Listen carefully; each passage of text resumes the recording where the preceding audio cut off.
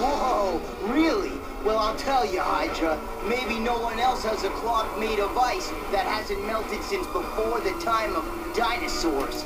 Or maybe no one else has powers like me. Like the power over snow, ice, and even glaciers. In fact, you know what, Snake Eyes?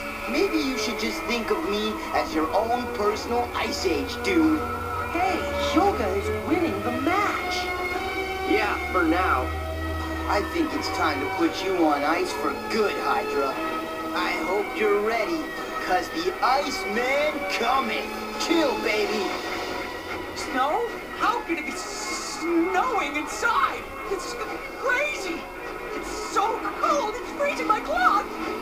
Dude, if that little flurry bugs you, watch this.